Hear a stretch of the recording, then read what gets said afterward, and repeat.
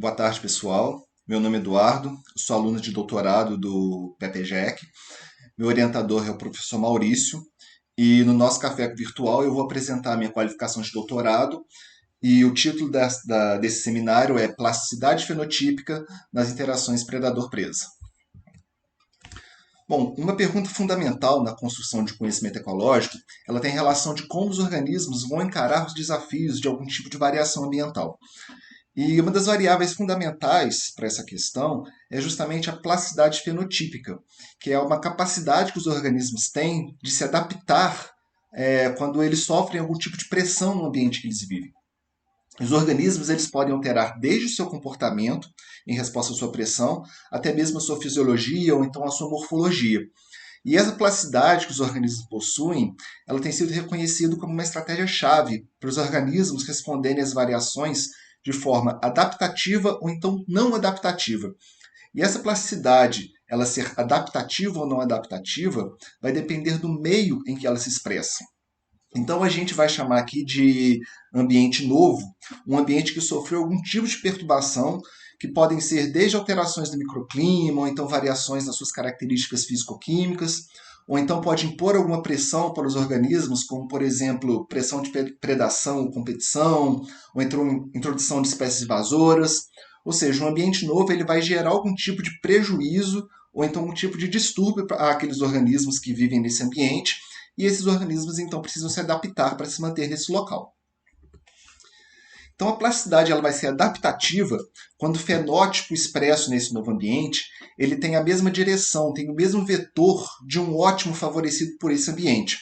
E isso vai ter um papel fundamental na habilidade das espécies de tolerar e então se adaptar a essas mudanças. Então, se a plasticidade adaptativa for completa, vai ocorrer então a conversão da variação induzida por esse novo ambiente, que é a assimilação genética, ou então o efeito Baldwin.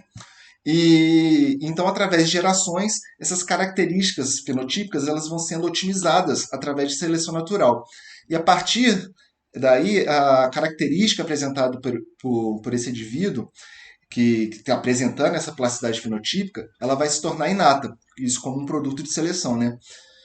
Só que também pode ocorrer uma plasticidade adaptativa incompleta, o que é mais comum de ocorrer. Que apesar dessa plasticidade estar na direção do fenótipo ótimo, ela não alcança o pico adaptativo que aquele novo ambiente exige. Agora, quando o novo ambiente ele vai impor aos organismos um desafio eles manterem a sua homeostase ou então algumas funções mais básicas de forma mais adequada, então a plasticidade ela não vai produzir um fenótipo ótimo nesse novo ambiente e a resposta então vai ser não adaptativa. Então, nesse caso, é mais comum de ocorrer canalização de recursos energéticos, por exemplo, para manutenção fisiológica mais básicas, que isso é a melhor forma que o organismo tem de sobreviver nesse ambiente. Então, só que nesse caso, a tendência é dele produzir fenótipos deletérios, e isso tende a ser rapidamente excluído por seleção natural. Então, este modelo aqui, essa figura que eu trouxe, é conhecido como modelo geométrico de Fischer sobre adaptação e expressão de fenótipos adaptativos ou não adaptativos em ambientes novos, né, em ambientes que sofreram algum tipo de pressão. Aqui embaixo o X ele vai representar uma população ancestral e esse círculo maior de fora é como se fosse o universo de possibilidades adaptativas de um ambiente novo. O universo de possibilidades que esse novo ambiente oferece para que os organismos se mantenham nele.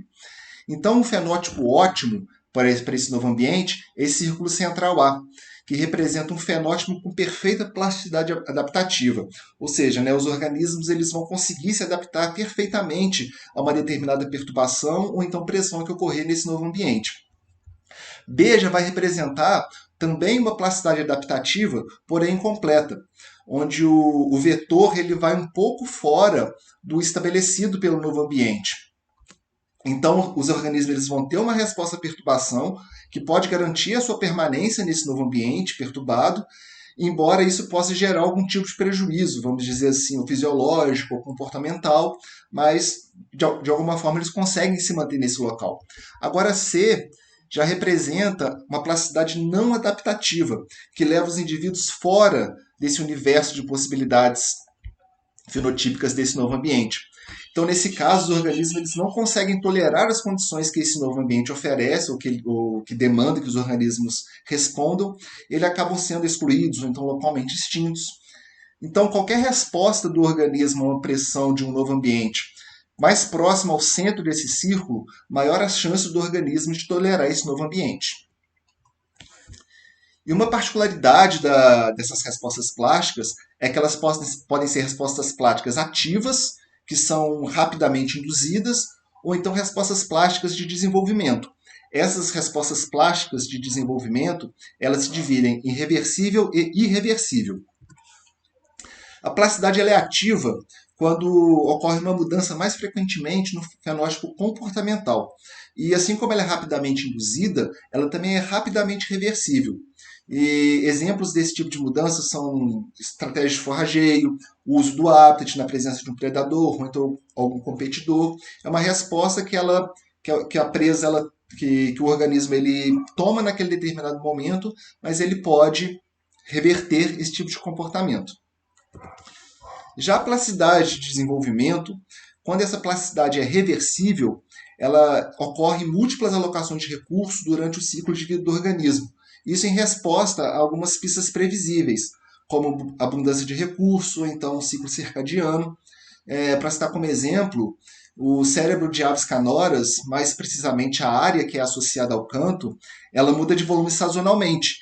Então ela aumenta o volume na época da estação reprodutiva e reduz o volume do tecido cerebral, que requer o suporte energético fora da estação reprodutiva, e ela aumenta novamente quando volta o início da estação, permitindo assim um aprendizado do canto apropriado. Já na plasticidade irreversível, os indivíduos eles seguem trajetórias diferentes de desenvolvimento como uma decisão, tomada de decisões antes da fase adulta. Como isso é dado geralmente por diferentes condições ambientais.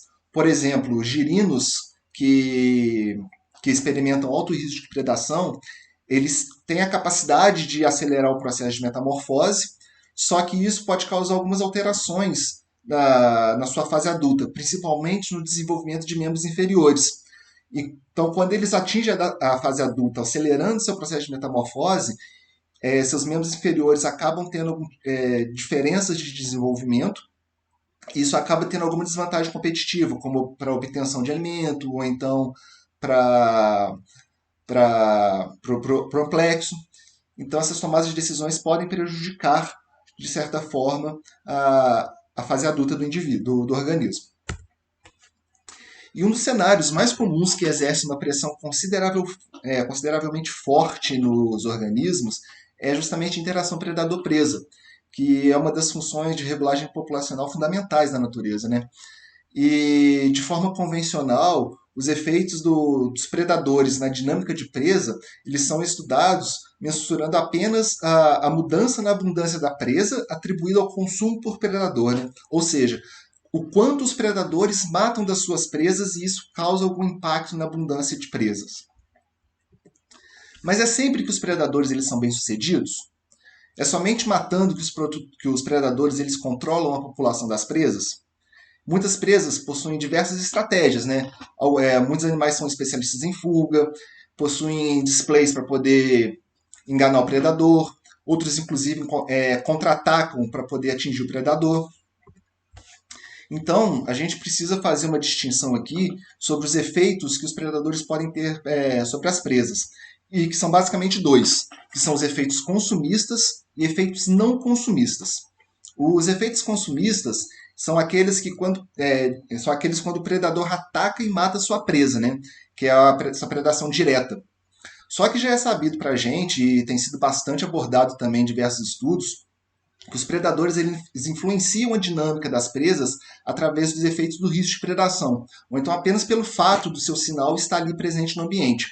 E esses efeitos não consumistas, né, quando não ocorre o consumo direto da presa pelo predador, eles podem ser iguais ou inclusive mais importantes do que o efeito do consumo direto numa população de presa. Porque animais em risco de predação, eles podem ser afetados diretamente em seu comportamento, desenvolvimento de característica fisiológica, também pode ter influência na abundância de espécies. Isso porque os animais sob risco de predação, eles podem dispersar, abandonar o local, ou então eles podem formar alguns grupos mais agregados, e essa resposta acaba influenciando a abundância local daquela população que está em risco de predação. Aqui nesse esquema, ele tem quando ocorre uma pressão de predação direta, uma pressão de predação sobre uma população de presa, e ocorre a predação direta, ou seja, quando ocorre, de certa forma, uma investida do predador sobre a presa, que é a predação direta, o predador, se ele é bem sucedido, se ele consegue capturar a sua presa, isso tem um efeito direto na sobrevivência da presa e, consequentemente, vai ter um efeito na dinâmica populacional daquelas presas. Só que essa predação direta, ela também pode gerar ações antipredatórias, ela pode gerar respostas das presas, que justamente são respostas para evitar a predação. Só que para essas presas expressarem essas respostas, né, dependendo da intensidade da pressão da predação, dependendo da capacidade de resposta dessas presas, vai haver consequências tanto energéticas quanto fisiológicas. E essas consequências, de alguma forma, vai impactar na sobrevivência ou na reprodução dessas presas e, consequentemente, vai ter também efeitos diretos na dinâmica populacional.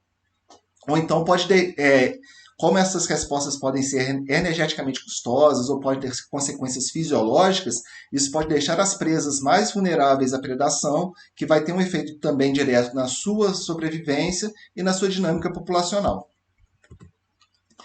E dentre as implicações que esses efeitos não consumistas podem acarretar numa população de presa, a gente pode citar eficiência de forrageamento, porque presas forrageando, elas podem acabar sendo menos vigilantes, ou então podem ser mais facilmente detectadas pelos predadores. E isso pode ser também que elas acabam com que elas escolham hábitats mais pobres de recursos, porém com menor intensidade de predação. Tem impacto também no esforço de forrageamento, porque existem estudos que mostram que predadores fazem com que as suas presas reduzam o tempo de forrageamento, ou então na escolha de um habitat mais rentável, e isso pode afetar a qualidade da sua alimentação e, consequentemente, sua fecundidade. Tem efeitos no custo energético, porque exprimir essas respostas por parte das presas costuma ser energeticamente custoso. Por exemplo, existem casos de mudança de morfologia, no caso das plantas que elas expressam algumas defesas químicas, né, produzem alguns metabólitos para poder evitar a predação, produção de hormônios de estresse, autotomia. E essas respostas elas acabam desviando recursos energéticos que poderiam ser utilizados na reprodução, por exemplo. Também tem efeito no esforço de reprodução, já que atrair um companheiro requer uma gama de atividade para aumentar que aumenta a vulnerabilidade a predadores, né? Um bom exemplo disso são aqueles displays que algumas aves apresentam para atrair um parceiro sexual, e alguns estudos já observaram uma redução no comportamento de corte quando o risco de predação é alto. A mortalidade não relacionada ao consumo, que são os efeitos causados pelo risco de predação, né? Tem um exemplo interessante de mexilhões que eles se fecham em suas conchas quando o sinal do predador está muito intenso no ambiente, e eles não abrem enquanto aquele sinal não deixa aquele local. Então, dependendo do tempo que aquele sinal perdura no ambiente, os mexilhões acabam morrendo por hipóxia. E também tem efeitos na imigração e imigração, que dependendo da escala espacial que se define uma população, as pistas químicas deixadas pelos predadores eles podem reduzir taxa de entrada ou então de saída de indivíduos no sistema. E outro tipo de implicação que eu comentei também é gerada a mudança morfológica que os predadores podem influenciar nas suas presas, onde a gente vê aqui alguns organismos com a sua morfologia típica, e aqui embaixo a gente tem os organismos na presença do predador com as alterações morfológicas. E tem um caso interessante aqui desse gênero de cladóceras, que mostra que alguns filhotes de cladóceros já nascem com espinho nucal, com essa protuberância, se a gestação da mãe se dá em um ambiente com alta densidade de predador. E é também o caso de organismos que aceleram o seu desenvolvimento ontogenético como resposta ao risco de predação, como, por exemplo, o caso dos girinos. Mas lembrando que isso também pode ter algum efeito no seu desenvolvimento na fase adulta.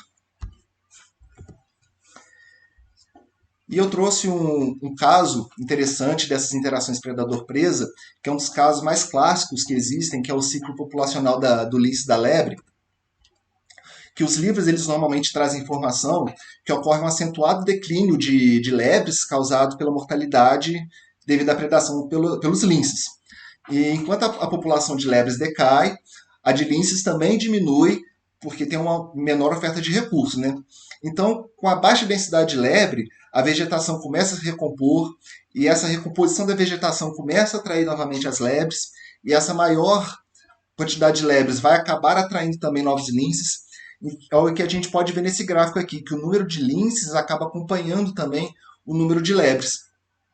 Porém, esse ciclo ele não é influenciado apenas pela relação de consumo, com os linces matando a lebre, pois o risco de predação pelo lince eles podem levar as lebres a alterar o seu comportamento de forrageamento, reduzir suas condições fisiológicas, e que isso acaba contribuindo também para o declínio populacional dessas lebres.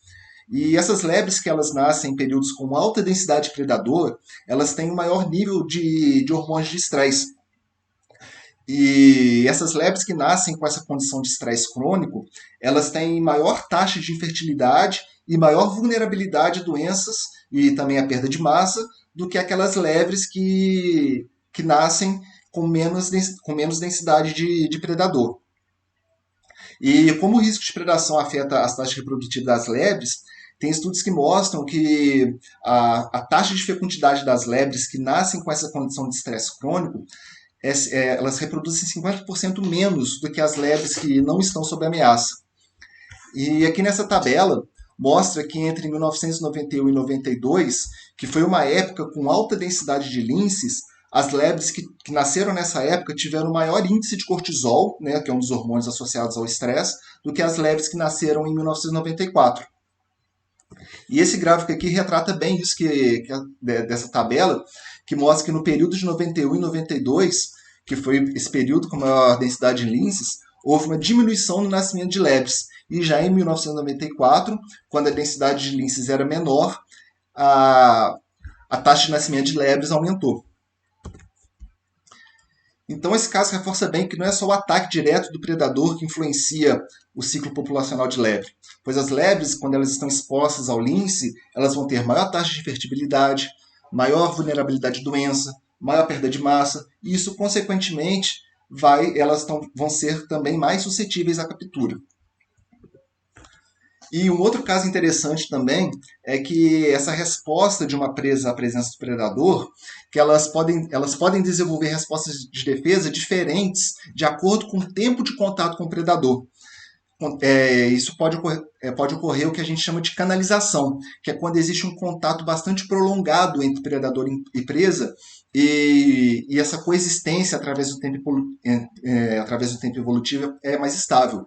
Então, quando essa canalização ocorre, esses fenótipos que são mais plásticos, eles tendem a apresentar cada vez menos plasticidade. É como se é como se a presa acostumasse, vamos dizer assim, com aquela pressão, com a presença do predador no sistema. Então, Edwell e colaboradores eles fizeram, em 2009, um experimento que mostrou como 3 populações de caramujos, com diferentes tempos de exposição a um caranguejo predador, exibiram diferentes respostas à presença de sinais químicos do predador. Então, eles pegaram 3 populações de caramujos, uma no Reino Unido, uma ao sul e outra ao norte do Golfo do Maine, nos Estados Unidos. A população do Reino Unido ela coexiste com o caranguejo predador por entre 10 e 12 mil anos, que é de onde é uma população ancestral desse caranguejo predador desses caramujos. Já a população ao sul do Golfo do Maine, ela coexiste com essa mesma espécie de caranguejo há 110 anos, que quando foi que esse caranguejo foi introduzido nessa região. E já a população do norte do Golfo coexiste com esse caranguejo predador há 60 anos. Então eles levaram para o laboratório amostras desses caramujos de cada região e colocaram em contato com o sinal químico desse predador. Então, o músculo de retração das duas populações dos Estados Unidos, que têm menos tempo de coexistência com o predador, foram muito mais flexíveis, tiveram maior capacidade de retração do que os caramujos do Reino Unido. E comparando a flexibilidade de retração entre a população do norte e do sul do Golfo do Maine, a população de caramujos do norte apresentou maior capacidade de retração do que a população do sul do Golfo. Então, esse resultado que eles encontraram mostram que esses caramujos, com menor tempo de coexistência com o predador, eles apresentam um comportamento mais plástico.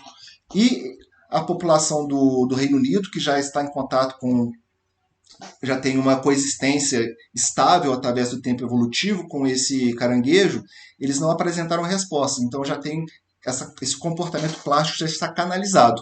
Então, as interações predador-presa elas também são moldadas pelo tempo de coexistência entre as espécies, levando em conta, é claro, o cenário evolutivo entre as espécies.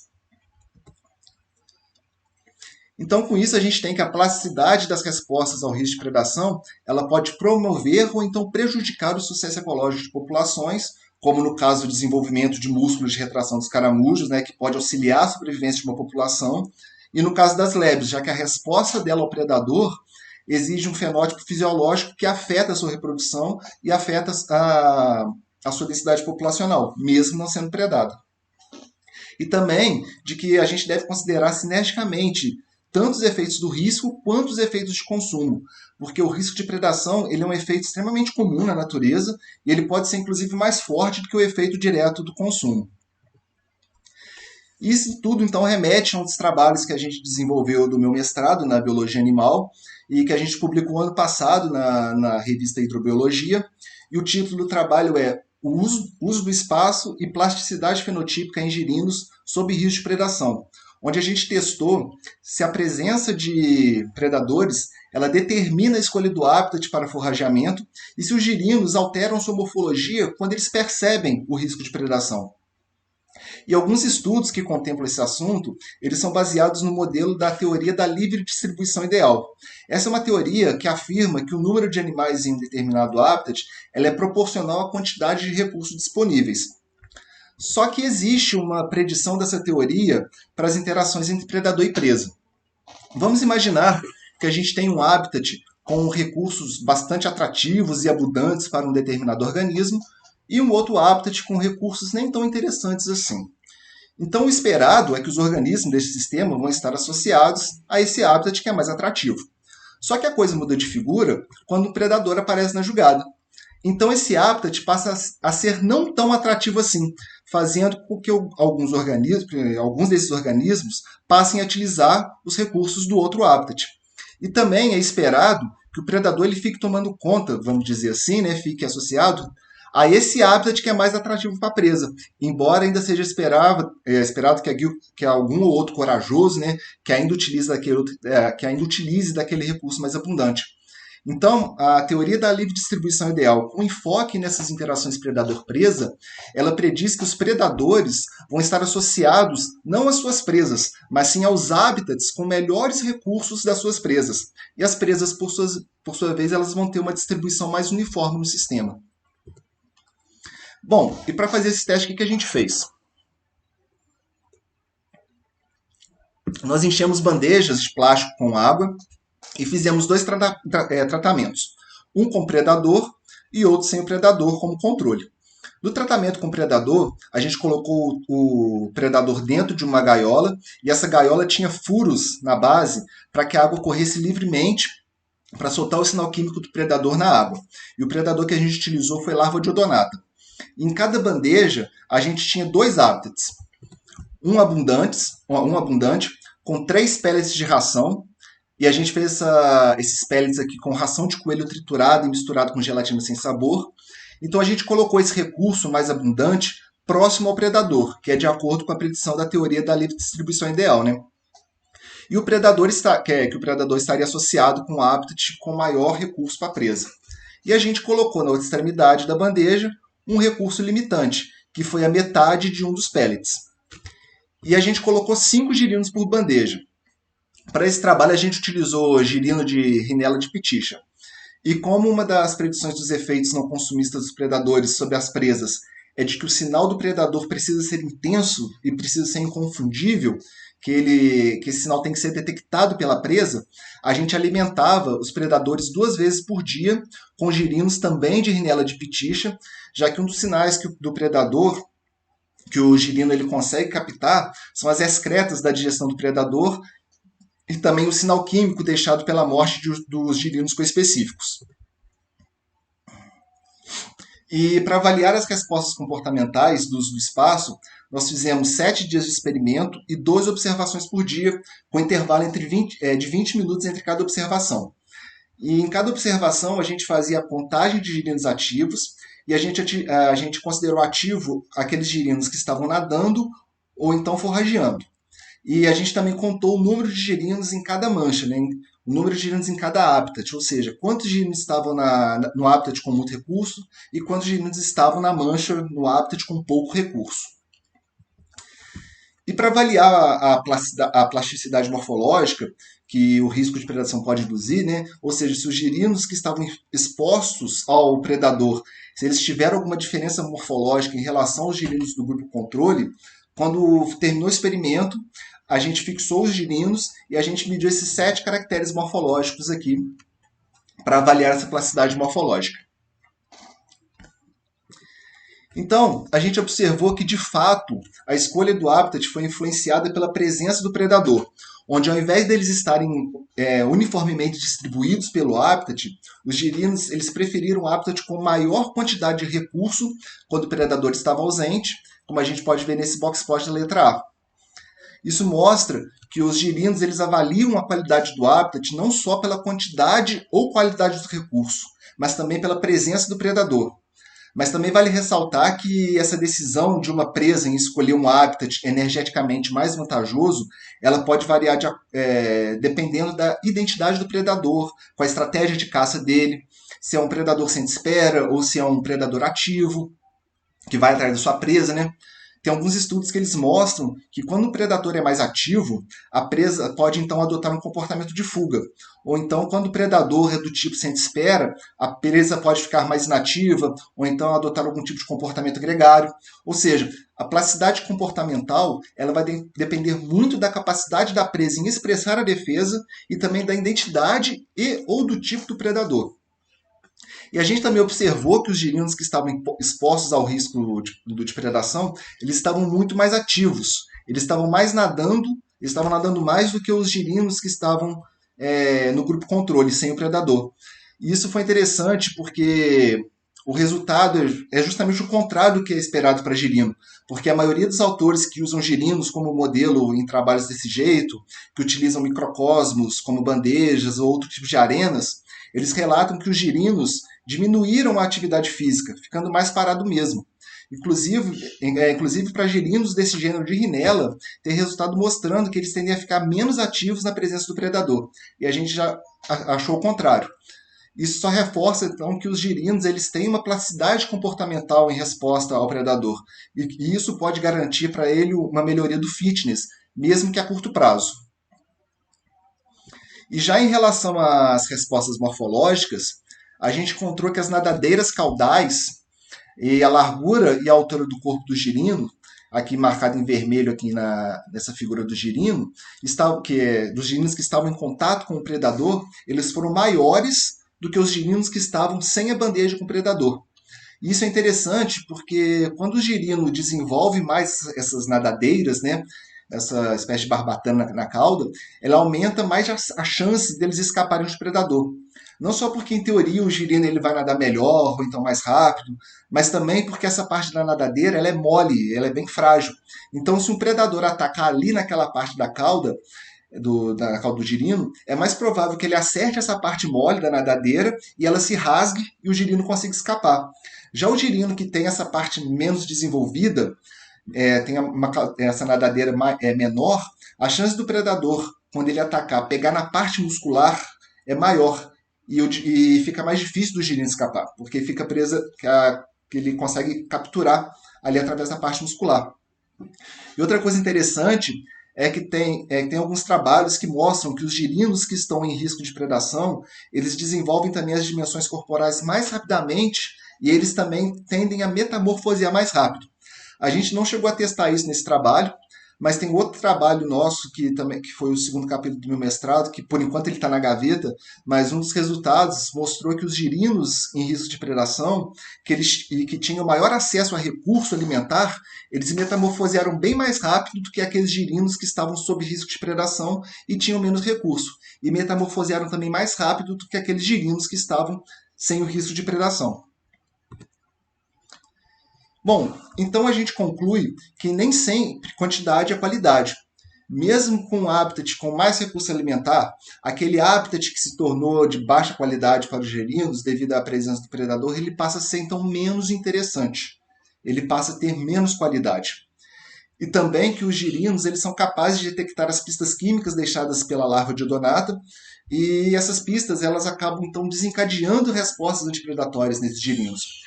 E como consequência disso, os girinos eles então apresentam dois tipos funcionais e independentes de fenótipo defensivo, que são as respostas comportamentais e as respostas fisiológicas.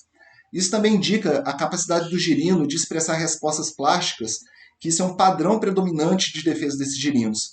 Mas a gente tem que fazer um parênteses aqui, porque pode ser que isso dependa muito do ciclo de vida aquática de cada espécie.